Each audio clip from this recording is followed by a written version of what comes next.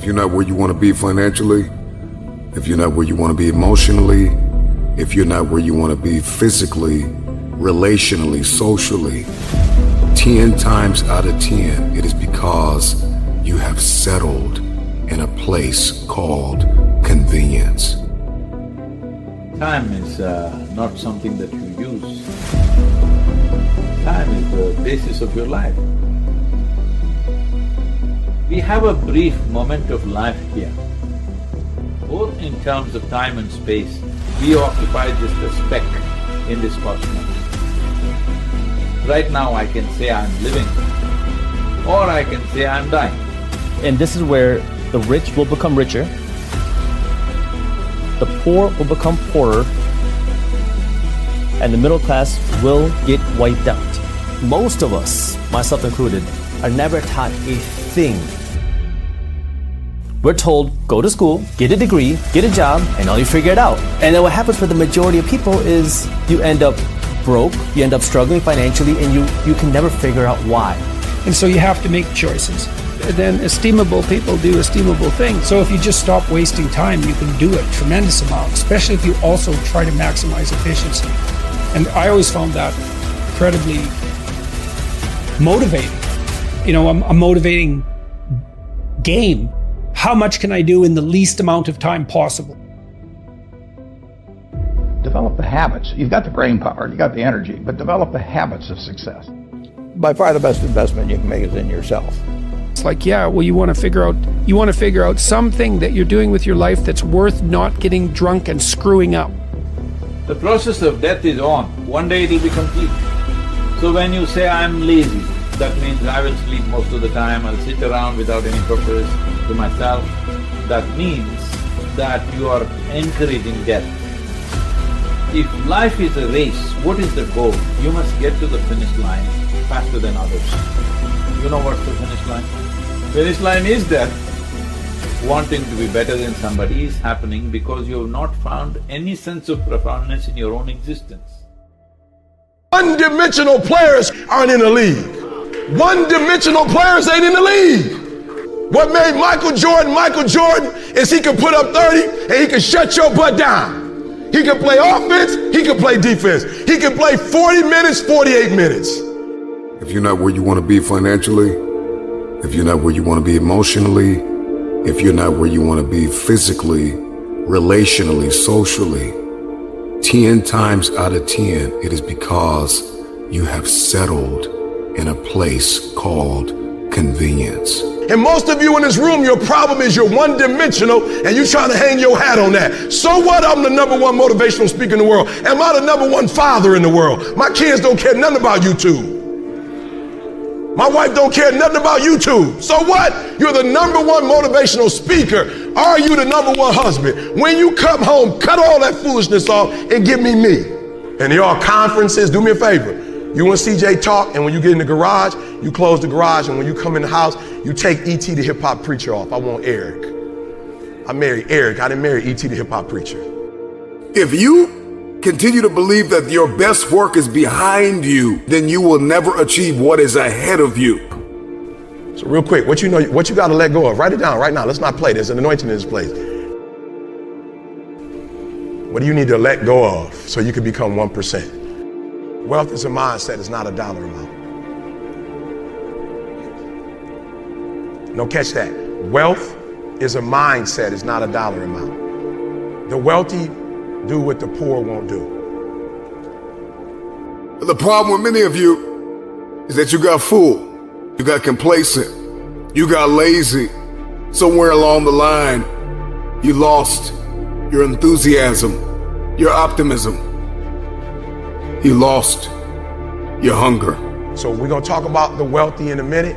I want you to write it all down. I told you I wake up at 3 o'clock in the morning. I am willing to do what others are not willing to do so I can live like others would never live. Somebody say you get up at 3 o'clock in the morning. Why wouldn't I? Why wouldn't I get up at 3 o'clock? Our ancestors was getting up at 3 or 4, picking cotton. Oh, you thought they was getting up at 9. You thought they was like, picking cotton today? Oh, we're gonna start at 9. We're gonna start at 9 a.m. It's gonna just let the sun come up, and then once the sun comes up, we're gonna Oh, you're sick? Oh, you get a sick day. If you want your future, then you are going to have to get acquainted with pain, with discomfort, with inconvenience. Because hunger is the only thing that's going to give you the power to persevere through that pain. Here's what's crazy.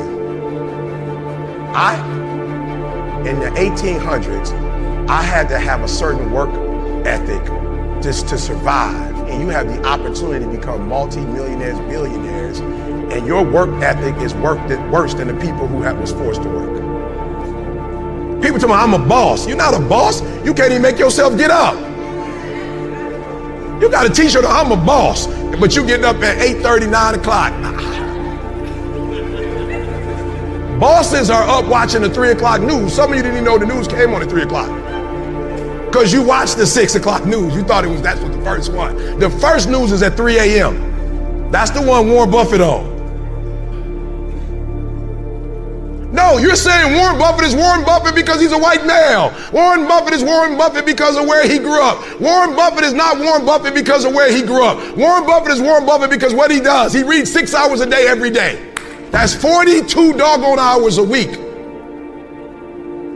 So when Warren Buffett makes a decision, he makes a very wise decision. Why? Because he's making it off of 42 hours of reading. You hadn't read nothing. You making decisions off the Housewives of Atlanta.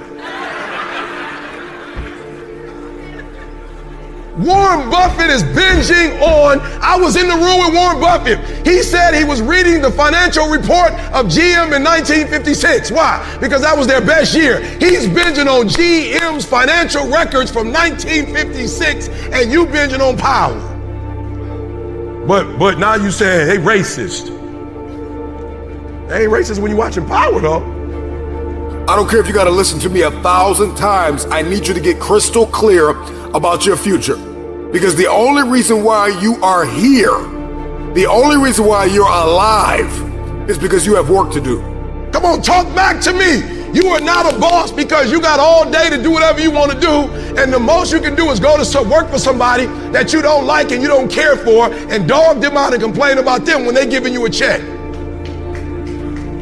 They guaranteeing you a check. They making sure you got health care and you dogging them out. If you don't like what they doing, why are you still there? Go get your own job. They weren't the only ones that was blessed and that was fruitful and that could multiply and that could subdue the earth and have dominion. They're not the only ones. You can do it too, but your problem is you're not a 1%er because you don't live like a 1%er. If you want generational cycles broken in your family, if you want to be the first to achieve, the first to get it done, the first to see it, the first to do it, you must stay hungry.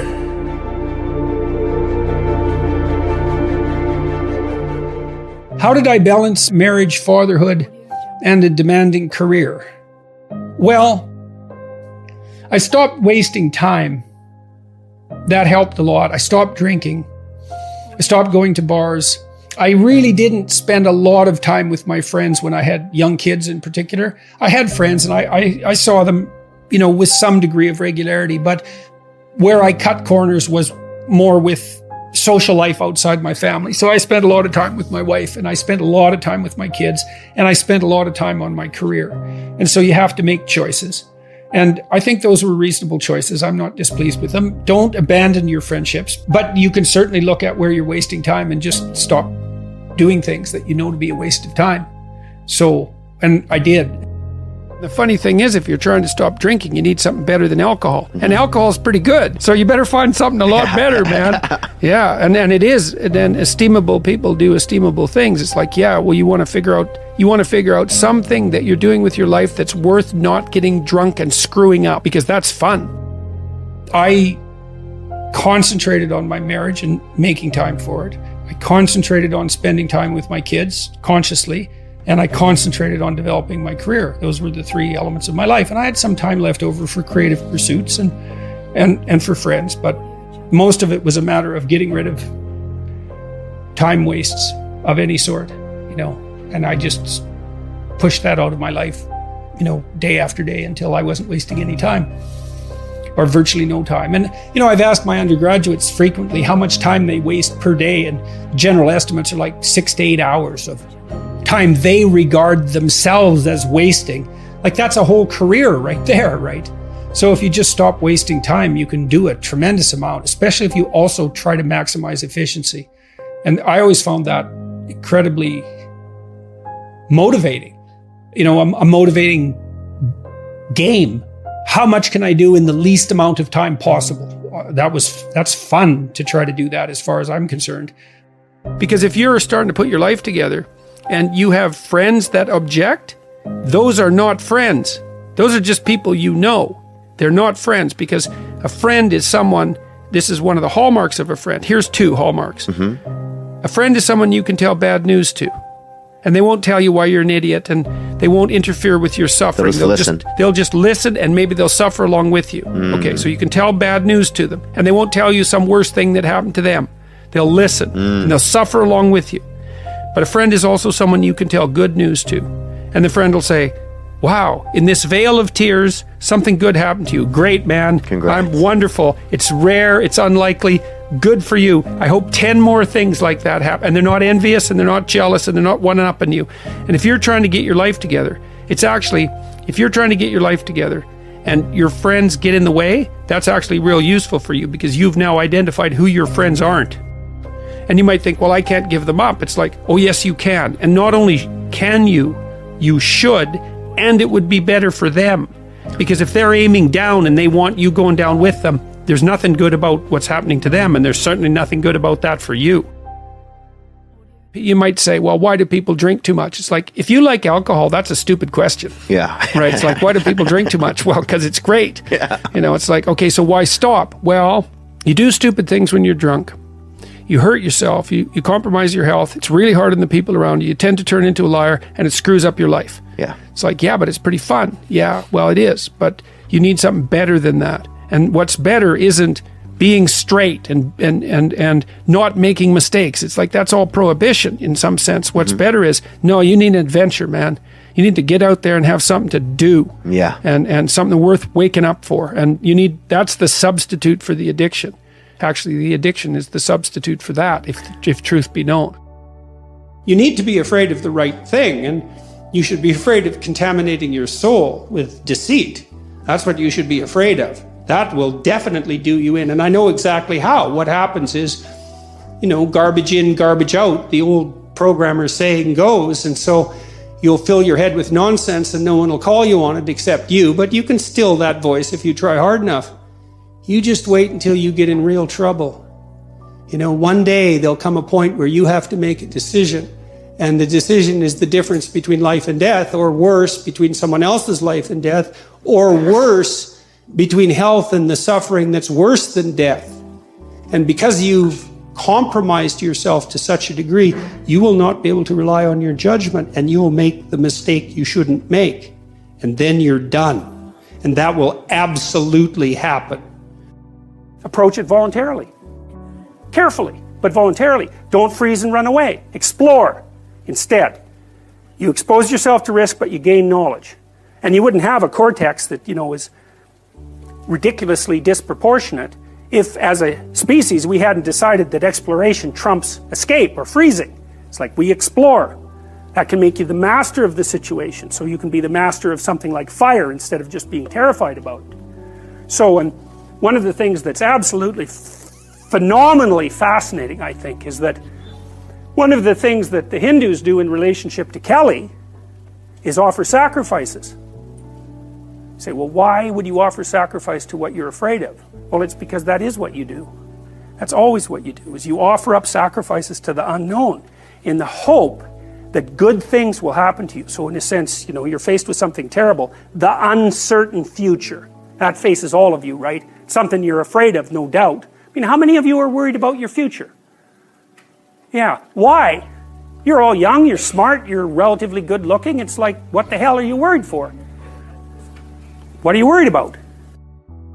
You have innumerable quasi-autonomous subsystems that make you up, that will generate stories impulsively and you'll just act them out. And you know that because you watch yourself over 2 weeks and you think, Jesus, I did a lot of stupid things in the last 2 weeks.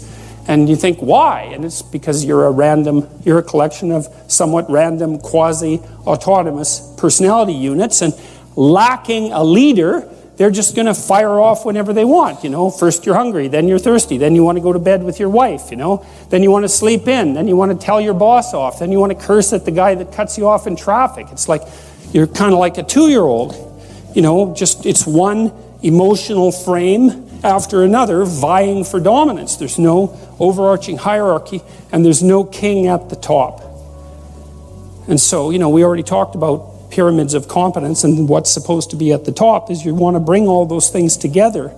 We understand this neurologically. I'll show you some of that in a little bit. We understand this neurologically, how this maps in some sense right onto the neural structure of your being.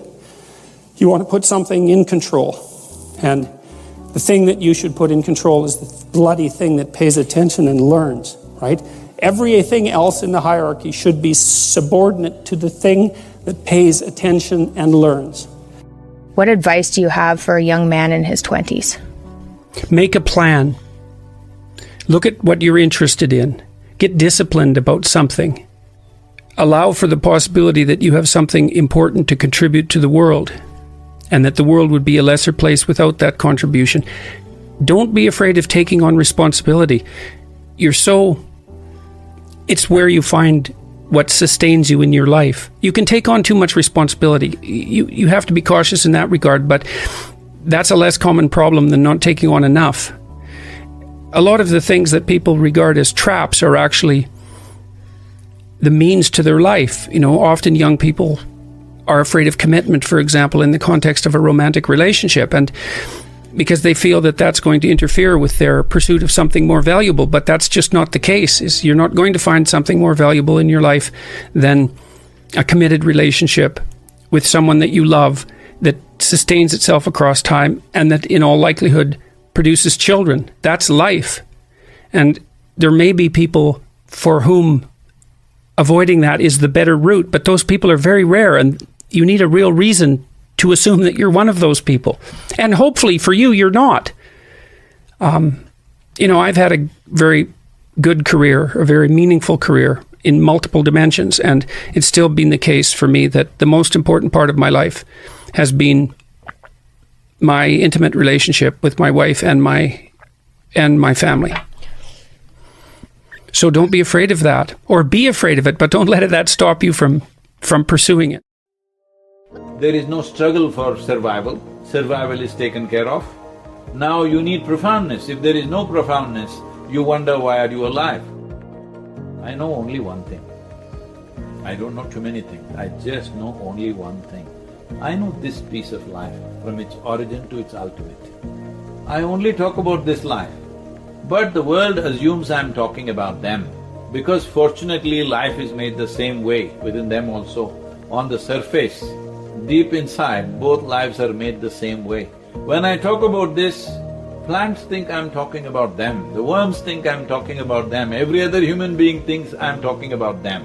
I'm only talking about this because this is the only thing I know. You've seen the entire world only within you.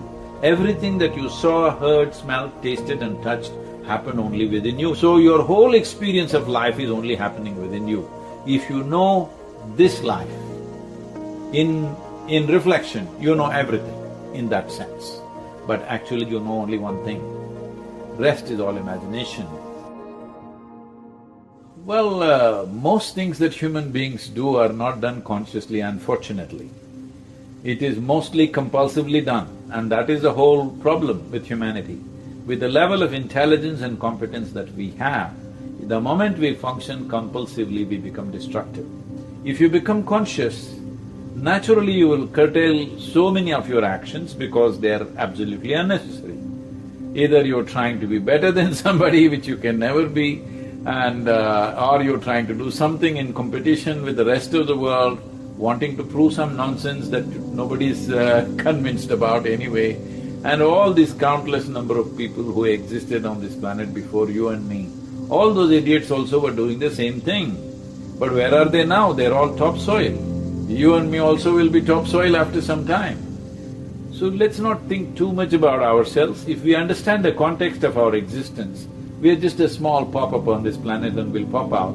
If we know this, keeping your life pleasant, profound, if necessary in action, impactful, that is a choice. To do it without activity is much harder than to do it with activity. Most people who are lazy are also bitter about something. There is no sense of profoundness to their life. They always feel insufficient. That's not the way to live. If you're very pleasant and you have a profound experience of life, you have a right to do nothing, absolutely nothing. Time is a very relative experience. On a given day, you're very joyful. Have you noticed on that day, 24 hours, poof, went off like a moment. Another day, you're miserable or depressed, 24 hours feels like 10,000 years. So only miserable people can have a long life. So those miserable people raise all these kind of questions and make it like it's some great philosophy. Life is not a philosophy. Philosophy is a silly explanation to a life which is a phenomenon beyond all explanations. You can only experience this. You can't deduct it into your philosophy. The moment you deduct it into your philosophy, you become a constipated life. That means it happens little by little. It doesn't happen like an explosion.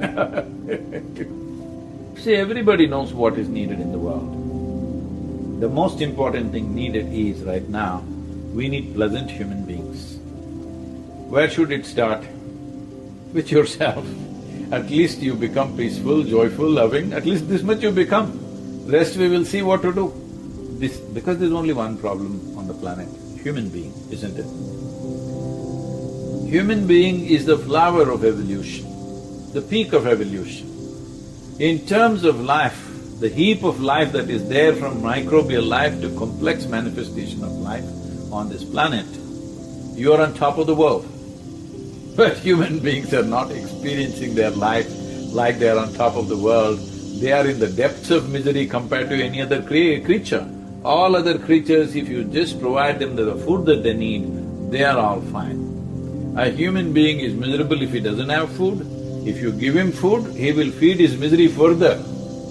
Simply because for all other creatures, nature has fixed their way of being. Nature has fixed how they should be, how a grasshopper should be, how a tiger should be, how an elephant should be. Nature has fixed at least 90% of their life.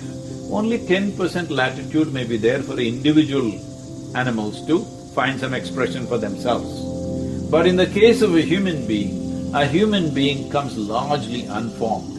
Only 10% is fixed, 90% is left loose. This is what human beings are suffering. Human beings are not suffering their bondage, human beings are suffering their freedom. You are free to make yourself whichever way you want. That means you know how to be. If you know how to be, would you like to keep yourself in the heights of pleasantness or unpleasantness? Tell me. There's a big difference between loving to be lazy and being lazy, because laziness, if there is stillness in your body, that's called death. But if there is stillness in the core of who you are, then that is the source of life. There's a big difference. Only to create pleasantness in your surroundings, you need the cooperation of the people and the forces which are around you. But to create pleasantness of body, mind, emotion and energy is 100% your business. If this much everybody takes care of, then what to do in the world we can see. If there's something to do, we will do, otherwise let's take a walk, let's climb a tree, or go swim, or just sit still, do whatever the hell you want. But the important thing is, your life should be pleasant. Once you're pleasant, you're not satisfied with that, you will want profoundness of experience. Then you make your life profound. If it's pleasant and profound, you'll have no need to do anything. If something is needed, you will do it. If nothing is needed, you can sit here joyfully. What's the problem?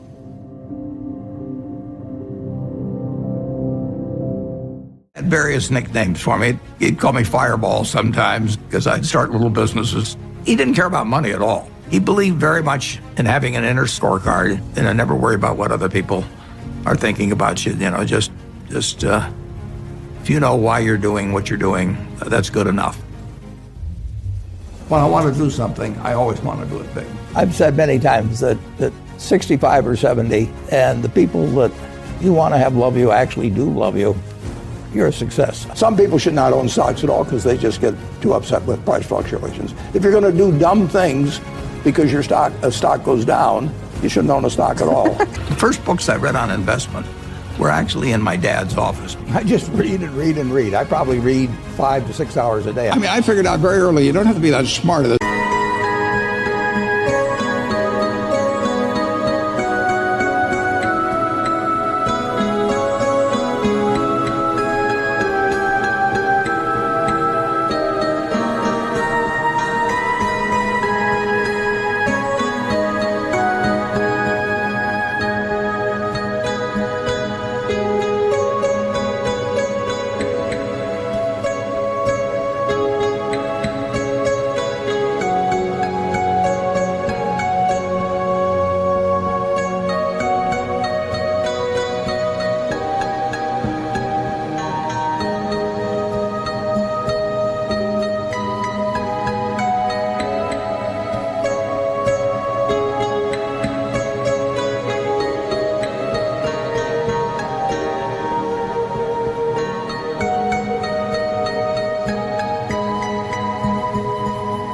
Business, which is fortunate, but you do have to have the right temperament.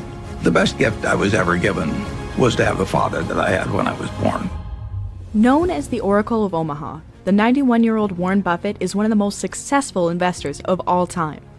He went from buying his first stock at age 11 to running Berkshire Hathaway, a multinational holding company with total assets nearing $1 trillion.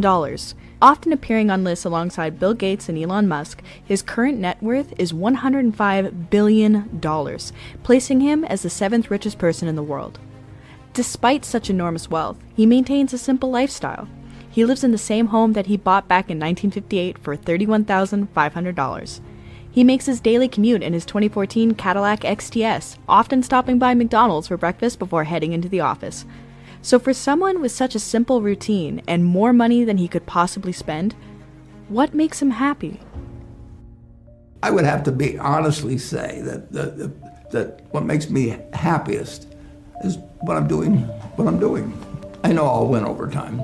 That doesn't mean I'll beat everybody else or anything like that, but I'm in a game that's very, very, very easy if you have the right lessons in your mind about what you're buying. I'm not buying stocks. I'm buying pieces of overwhelmingly American business. And I'm happy when that's happy, when I'm doing it. I'm happy when stocks are going down. I'm happier when stocks are going down because I can buy more of them with the same amount of money. I'd be happy if I was a farmer. I'd want farmland to go down so I could buy more acreage. If I was, it just makes sense. The best moat you can have is your own talent. They can't take it away from you. Inflation can't take it from you. Taxes can't take it from you. So, when I talk to students, I see these students and I tell them, you're $1 million asset. I would pay you $100,000 to the MBAs for 10% of the earnings for the rest of your life. So that makes you $1 million asset. Now, if you can do something to increase that value 50%, if you can learn to communicate better verbally or in written form, and you become 50% more, that's $500,000 just by improving yourself. Nobody can take that away from you. And so I urge everybody, when I talk to them in high school about this and college, is just develop the habits. You've got the brain power, you've got the energy, but develop the habits of success and look around you at the people that you admire, and list what makes you admire them compared to somebody else that looks equally strong or equally talented. And those are things that you can do. Just write them down. And people like people that they like them if they're humorous, if they're friendly, if they give credit to the other fellow. And they don't like them if they're stingy, or they overstate and overpromise and all those sort of things. Well, that's a decision you make. So I encourage everybody to build your own moat around yourself. Accumulating such a large net worth doesn't happen if you're average at what you do. Clearly, Warren Buffett is at the top of the investing game. Here's some of his best investing advice. all you have to do is just buy a cross-section of America and then never listen to people like me or read the papers or do anything subsequently. They think that because you can trade, you should trade. You buy a farm, you buy an apartment house, you can't resell it tomorrow, and the cost of moving around. Now you get something handed to you, liquidity, which is instant. You can sell, and the cost of doing it are pennies, compared to other kinds of investment activity. So because they can so easily move around, they do move around, and moving around is not smarter than investing. By far the best investment you can make is in yourself. For example, communication skills. I tell the students that come that they're going to graduate schools and business, and they're learning all these complicated formulas and all that. If they just learn to communicate better, and both in writing and in person, they increase their value at least 50%. If you can't communicate, somebody says, it's like winking at a girl in the dark. Nothing happens, basically. And you have to be able to get forth your ideas, and that's relatively easy. I did it myself. It's just hugely important. And if you invest in yourself, nobody can take it away from you. Well, life advice is, the most important thing is really who you associate with. You want to associate with people that are better than you are. Basically, you'll go in the direction of the people that you associate with, and you want to have the right heroes. You want people, if you want to emulate somebody, you better pick very carefully who you want to emulate. And obviously, you can't pick your parents. They're going to have an enormous influence on you, but you don't get a choice on that. But you get choices as you go down the line, and who you admire, who you want to copy. And the most important for most people in terms of that decision is their spouse. It's also important in terms of a partner in business, but the partner in life is the most important one. You want to pick a spouse that's a little bit better than you are, and then he or she, and you hope they don't figure it out too fast. I'll leave you with this metaphor Warren uses to encourage everyone to take care of themselves. I was in high school, almost a third as long as the country has been around. And when I was in high school, I really only had two things on my mind: girls and cars. and I wasn't doing very well with girls, so we'll talk about cars. But let's just imagine that when we finish, I'm going to let each one of you pick out the car of your choice. Sounds good, doesn't it? Pick it out, any color, you name it. It'll be tied up with a bow, and it'll be at your house tomorrow. And you say, well, what's the catch? And the catch is that it's the only car you're going to get in your lifetime. Now, what are you going to do knowing that that's the only car you're ever going to have and you love that car? You're going to take care of it like you cannot believe.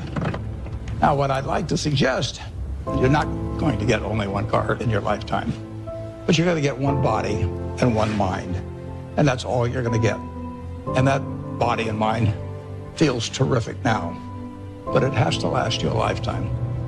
You get exactly one mind and one body in this world, and you can't start taking care of it when you're 50. By that time, you'll have rusted out if you haven't done anything. So you should really make sure that you just remember that you just got one mind and body to get through life with and to do the most with it. And this is where the rich will become richer, the poor will become poorer, and the middle class will get wiped out. Most of us, myself included, are never taught a thing about money. We're told, go to school, get a degree, get a job, and now you figure it out. And then what happens for the majority of people is you end up broke, you end up struggling financially, and you can never figure out why. Rich people will understand money and they will continue teaching their kids. And everybody else, the majority of people who have no idea what's happening, will continue to become poorer because they don't even see it happen. High school, I went through college, I went through 1 year grad school, and then I went through law school, and I never once learned a thing about money. When more money gets produced, it effectively reduces the value of each individual dollar. But this is where rich get rich and the poor get poorer, because as the value of the dollars drop, what happens? For regular people, your salary doesn't stretch as far. Your savings don't buy you as much. And so you're effectively becoming poorer each and every day, because for most of us, we're taught to save our money, and your savings are becoming less valuable each and every day. Well, what wealthy people do is they're not storing cash, they're buying assets. And it's all a game. And this is what wealthy people understand.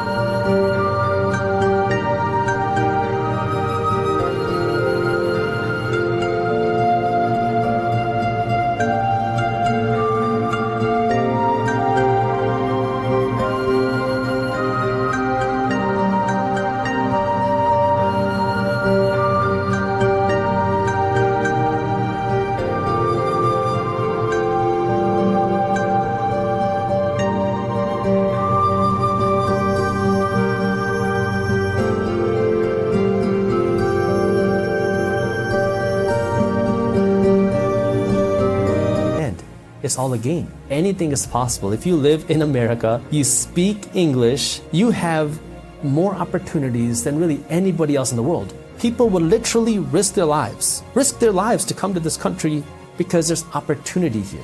So my parents came to this country with next to nothing. So I got nothing to lose and everything to gain, right? And so this is the place where that opportunity exists. But now you have to be willing to work hard, but you also have to be willing to work smart. You have to do both. Because if you're not willing to work hard, your smart working is effectively worthless. You have to be willing to apply both together.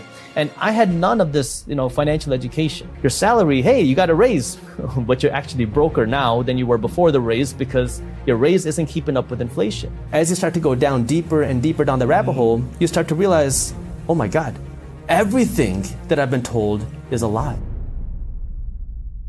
As I was studying, I started reading other business books and financial books. And I remember this, I was in the library studying and I went onto Google and I searched the richest people in America. And you see people like Steve Jobs, Warren Buffett, Bill Gates, Mark Zuckerberg. And I was like, none of these people are doctors. None of these people went down that traditional route of, getting a degree, doing a good job. Am I missing something? Because I thought that if you go to school, get a good degree, you can make a lot of money. And if you work harder in school, get better grades, you'll make even more money. So I thought it was just directly correlated. Your grades, your income. And that's when I started questioning things. And I realized, maybe this isn't right. And so that kind of pushed me into this whole painful, emotional journey of learning about money, learning about entrepreneurship, learning about what does it mean to become wealthy and how do you actually do it. So that was kind of the initial phase for me, and then I had to go out and actually start learning. The government can't just spend money without somebody paying for it. They have to generate the tax dollars. If they don't pay it through tax dollars, somebody's still gonna have to pay a tax. And inflation now is a hidden tax. It's a silent tax. It affects the people who don't understand money, and it disproportionately affects the poor and the financially uneducated. And this is why financial education is so important, is because if you don't understand this, you are gonna get screwed over by the system. Because now, guess what? Your gas is going to be more expensive. Your groceries are going to be more expensive. Your home cost is going to be more expensive. The cost to do anything is going to cost you so much more today, next year, the year after that. While your salary, hey, you got a raise, but you're actually broker now than you were before the raise because your raise isn't keeping up with inflation. And so that's where you have to be willing to go out of your way to learn how some of these things work. Because if you don't, you're just going to be a pawn in the system.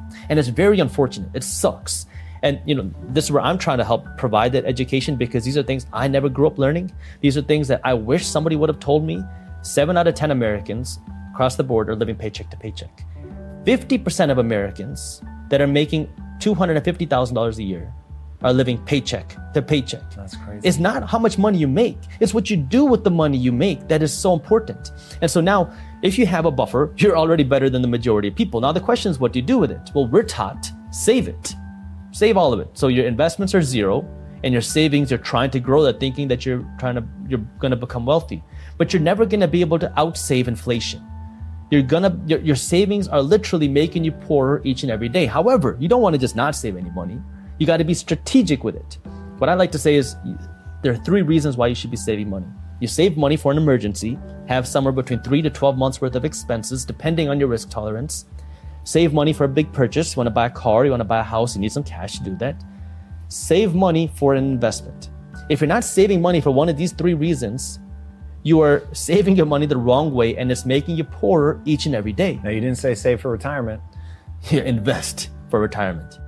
The psychology of investing is just as, if not more important than the actual how-tos of investing. So I invest my money in 5 places: real estate, stocks, startups, cryptocurrency, and physical gold. But in the stock market particularly, it is a liquid investment, meaning you can easily buy, you can easily sell. And that's what becomes a big psychological game, because every day people are watching that ticker. What's Tesla doing today? Tesla's up $2, Tesla's down $4, and it can really drain you. So the first thing is you have to understand that your psychology is important. What I do is I understand I'm not a trader. I don't trade, I don't flip. I have 2 strategies when it comes to investing my money. I have an active strategy and I have a passive strategy. I'll start with the passive strategy because that's easy to understand.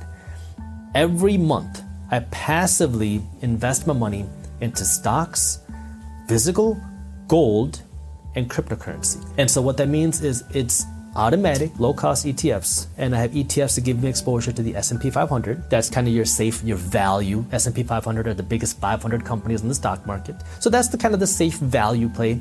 I have some ETFs that give me exposure to innovation, startups, growth, because I like that space. Much more risky, but you can see more potential upside. Risk means you could also see more downside. And then I also have ETFs that give me exposure to emerging markets.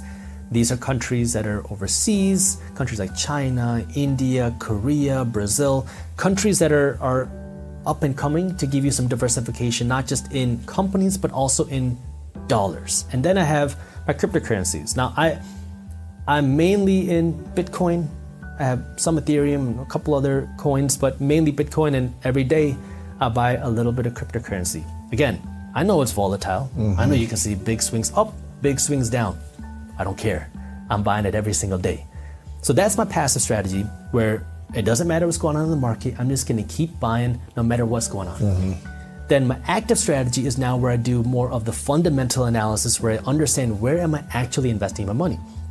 So this requires much more time and more effort on my end. So on the real estate side, I'm looking for deals that are paying me that 7% cash on cash return.